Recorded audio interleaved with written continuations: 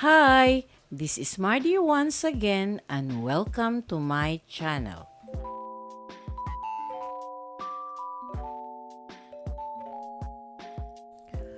Rodolfo Valentino Padilla Fernandez, better known as Rudy Fernandez or The Boy, was a Filipino actor and producer. He came to prominence as an action star in Philippine cinema during the 1980s up to the early 1990s.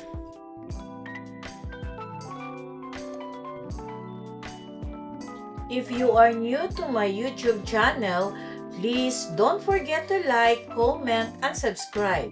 At para updated kayo sa mga susunod kong videos, please click the bell notification below. At sana po, don't skip the ads and please watch until the end of my video. Ipinanganak si Fernandez noong March 3, 1952 sa Mary Johnston Hospital sa Tondo, Maynila. Siya ang panganay na anak ng yumaong direktor ng pelikula na si Gregorio Fernandez at aktres na si Pilar Padilla, anak ni Jose Padilla Sr. Kapwa ang kanyang mga magulang ay mula sa Lubao, Pampanga na itinuring niyang kanyang bayan.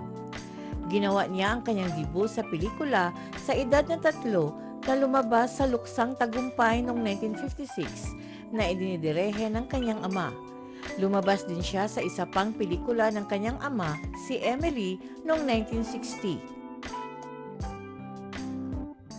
Sinimula ni Fernandez ang kanyang aktibong karera sa pelikula habang nag-aaral sa Universidad ng Santo Tomas nang pumirma siya sa isang kontrata sa Sampaguita Pictures noong 1970.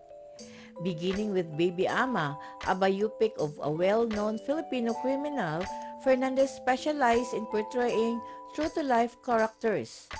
Aside for portraying a real police officer, he was cast in the lead roles for the biopics of Filipino politicians Alfredo Lim, Vincent Crisologo, and Ping Lacson.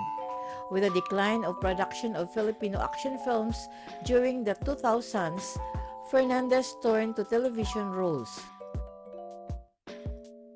Fernandez has won 2 famous Best Actor Awards for the action films Batigas, Pasukuin si Waway noong 1984 and Operation Get Victor Corpus, the Rebel Soldier on 1988. In addition to these wins, FAMAS has also nominated Rudy Fernandez an additional 13 times from 1976 to 1998. He also won 2 FAP Best Actor Awards for Batigas and for Birador noong 1998. On 2007, FAMAS awarded him the Fernando Poe Jr. Memorial Award. The next year, the Philippine Movie Press Club bestowed the 2008 Ulirang Artista Lifetime Achievement Award to Rudy Fernandez at the 24th PMPC Star Awards for Movies. He was also the recipient of the Film Academy of the Philippines FPJ Lifetime Achievement Award. Ang bayan ni Fernandez ay Lubao, Pampanga. Galing siya sa sikat na Padilla Showbiz clan sa kanyang maternal side.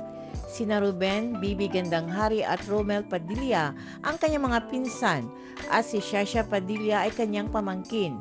Nagkaroon siya ng isang anak na lalaki, si Mark Anthony Fernandez, kasama ang dating partner na si Alma Moreno, at 2 anak na lalaki, sina Rafael Fernandez at Renz Fernandez, kasama si Lorna Tolentino ang kanyang asawa.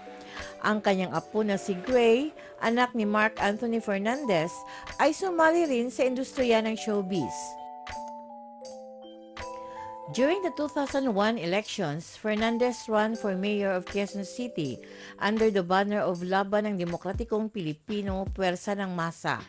Although he garnered most of the votes in District 2, where the voters were composed mostly of indigent citizens, he lost in the remaining 3 districts and was defeated by then House Speaker Sonny Belmonte of the People Power Coalition. Fernandez died from perambulary cancer at his home in Quezon City on the morning of June 7, 2008.